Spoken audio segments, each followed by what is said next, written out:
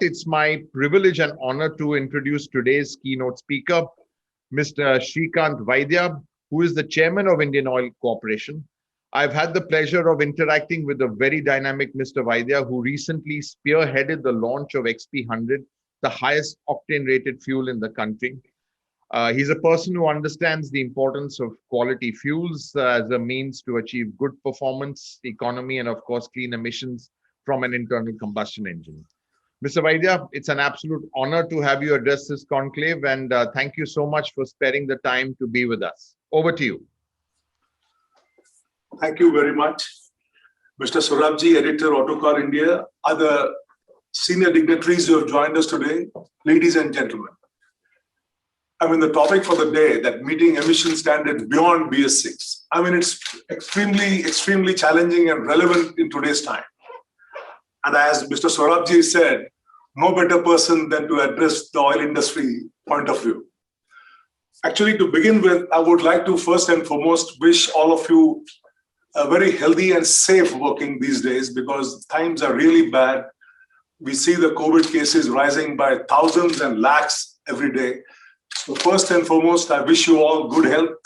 Please take care of yourself. Now, coming down to the oil industry, the challenge is even further because all my assets need to keep working. And there is a difference between the April last year lockdown and now whatever intermittent lockdowns that we see. That last time the fuel demand had dipped dramatically, especially the automotive fuels. In fact, my refinery is running at 30-40% then. But today the situation is slightly different. The automotive fuel demand is still hovering in the range of 80%. 80 to 85%. So the refineries are still working nearly at full throughputs, and my entire supply chain is working. LPG demand, as usual, is extremely high. We are still delivering about 32 lakh cylinders a day from Indian Oil side, I'm saying. So it's all the more important that we as the oil industry maintain our health, our employees' health, the health of our channel partners, so that the country doesn't choke on fuel. And I think we are doing a wonderful job so far. Now, coming down to this topic of the day, that is meeting the emission standards beyond BS6. As Mr. Saurabhji has rightly said, that the oil industry got out the BS6 rollout in a record time. Nearly 67,000 retail outlets all across the country, all the marketing locations, pipeline locations, and everywhere, we could manage this rollout in an extremely smooth manner. Unfortunately, the COVID then didn't even give us a chance to celebrate that great achievement. But I must say that it was a great achievement. We, in fact, achieved the target 2-3 weeks before the deadline of April 1. So that was one big thing that the oil industry is very proud of. Now, the topic of the day is beyond BS6 what? Well, beyond BS6, the country's landscape of energy is absolutely dynamic. There are so many things happening. And to begin with, I would like to say that the first and foremost thing that comes to my mind is beyond BS6 is the way the automobile industry gears itself up for more efficiency. Because efficiency will be the first factor that will hit everybody, the greenhouse gas emissions and also the emissions.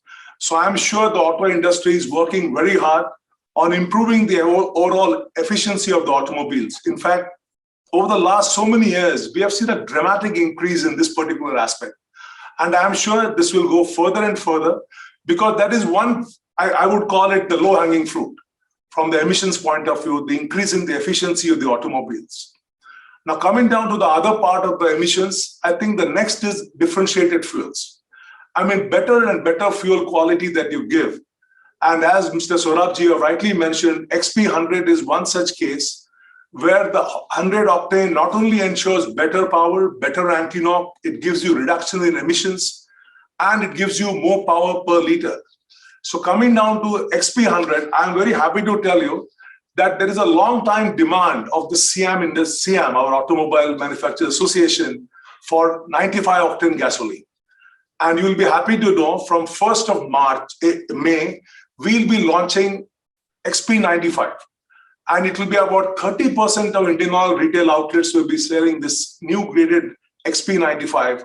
I'm sure that the CAFE norms for which we are all working for, along with the BS6, the octane 95 also was a very important ingredient. And we are committed to supply 95 octane, we will increase the percentage. Now we are beginning with 30%, and it is spread all across India.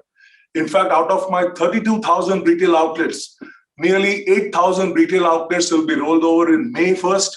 And by the end of June, nearly 12 to 13,000 retail outlets will have XP95. So I think this will go a long way in the long-awaited shift from 91 octane game to the 95 octane, which I'm sure the automobile industry is very eagerly waiting for.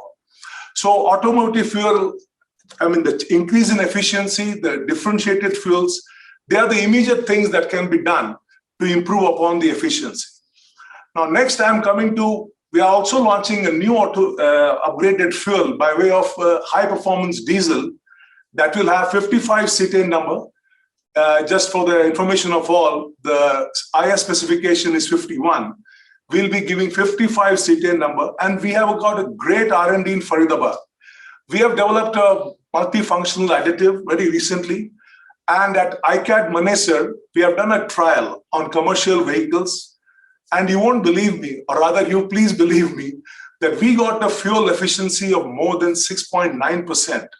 That is a phenomenal increase, especially for the state road transport undertakings or the big fleet operators or even the retail customer. 7% savings in diesel is big. So we'll be launching that also very soon. It has got added benefit of reduced emissions and, of course, reduced noise factor. I think that plays a big role in the diesel engine vibration and maintenance aspect. So this is the offering from Indian Oil, the leading company in terms of R&D facilities to dish out the differentiated fuels for the country. Coming down to the other part, the next big thing is hydrogen spiked CNG. We all know that hydrogen is a fuel for the future. But hydrogen per se, as hydrogen, it will take a long time for it to be economically viable. And who else better than the oil industry to talk about hydrogen? We are the single biggest producers of hydrogen. Of course, it is gray hydrogen. And this HCNG experiment at Delhi, at the Rajghat depot, we have finished that 6 months trial by the Supreme Court, and the results are extremely encouraging. In fact, they exceed whatever we had filed in the affidavit in the Supreme Court. And this will be one big game changer for the auto industry. Because on a BS4 engines, please understand that the Rajghat depot, where this trial has taken place, it is predominantly BS4 vehicles. And on a BS4 engines, we have got near BS6 emissions by the use of hydrogen spiked CNG. So I think once we are able to publish the results, which will just happen in a week or 10 days time, we will go in a big way, especially to all the state transport undertakings, all the municipal transports, and to begin with, even with the DTC, to convert the entire fleet to HCNG. I mean, that's a big relief for the industry that they need not change the automobile, they need not change the engine, but still can get far better emissions as compared to the now. Other thing that is going to really come in a big way is the use of hydrogen per se. Now, Indian Oil is committed to use of hydrogen, and we are doing a lot of research in this particular aspect. We have gone for different ways of creating hydrogen, different pathways for creating hydrogen. And I'm very happy to share that we'll be launching from two sites, from Panipat and from Gujarat refinery. We are going to operate nearly 50 buses on hydrogen fuel cells. I mean, the work at the refinery end has already started. We have invested to make this 99.59 purity, what they call. For that, we have already invested, and we are very confident by this year, October or November, we'll be rolling out 50 vehicles on fuel cell. So basically, that is a very big step. It will be a big statement from Indian Oil that hydrogen is going to be there in the future. And let me tell you that presently the hydrogen that is being produced is from natural gas from our refineries. It's not really that economical, but just to push the whole game forward, we are taking this step. It will be slightly subsidized. It will be more or less subsidized by Indian Oil. And we are now going to line up all the automotive companies. We are already in tendering process to come up with vehicles so that we supply them hydrogen at a very reasonable price. And there's 50 buses from Panipat and from Gujarat refinery. They roll off by this year, October. So that will be also one big step. And I'm sure all the automobile companies will surely join hands with us in this very big experiment that we are trying to ensure that hydrogen really becomes the fuel of the future in the days and years to come. Apart from that, as you must be aware that the government is pushing in for LNG. So LNG also, we are committed to have 50 LNG retail outlets in the golden quadrilateral highways. And out of that, Indian Oil will be putting in about 20 retail outlets. Work has already started.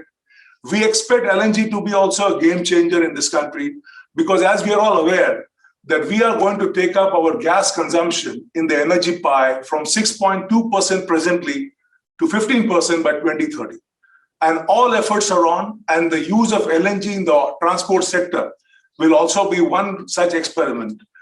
And we are happy to tell you that we are also encouraging the state transport undertakings to convert their fleet to LNG, so that this experiment, I mean, it's proven globally, but still, if somebody wants to get a feel of it, we are allowing them to change over in a small way, and then in a big way, we want to take LNG as a fuel for all these companies. So this is also one big picture that Indian Oil is drawing for itself.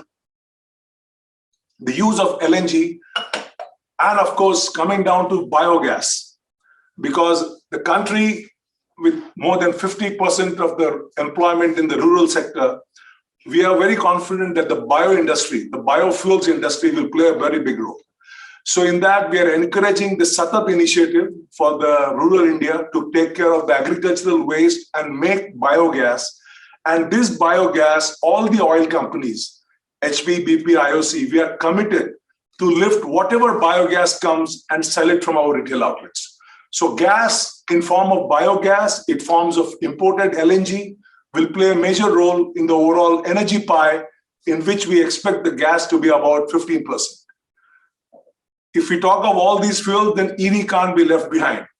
EV, though it is a very minuscule percentage in the total IC engines now, but EV will certainly come in a big way. So Indian Oil has joined hands with the Israeli startup company called Fee Energy, and we are going to set up an aluminum air oxide battery plants in India, because we firmly believe that we need to move out of the lithium zone, because aluminum is abundantly available in our country. We are aluminum rich country. So we'll be setting up a plant. Already the MOU has been signed, and very shortly we'll be locating the plant in India. That will be also one big step for the EV vehicles. It is a revolutionary technology. It will give a range anxiety issues will be resolved, and so also will be the economics part. So that is also coming. It's no more a thought. We are very shortly going to invest in this aluminum air technology venture of Indian Oil.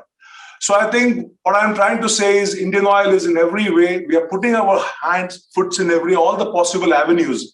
And as and when these avenues mature, we will be very much there for the country to supply whatever fuel, whatever type of fuel that the country needs.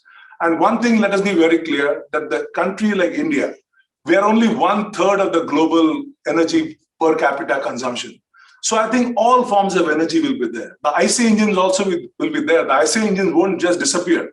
So we'll be supplying the very top-notch fuels, differentiated fuels for the IC automobile industry on the IC engines, plus whatever new things are coming our way, be it EV, be it gas engines, we are all there to supply whatever fuel the country needs. So that is the assurance from Indian Oil to the automotive industry, that you ask for it and we give you the type of fuel. That is the strength of Indian Oil and the spread of Indian Oil, pan-India. So with those very positive words, I think I once again thank you, Saurabhji, for inviting me to this wonderful gathering. And I hope that the deliberations during the day go very well. Thank you very much.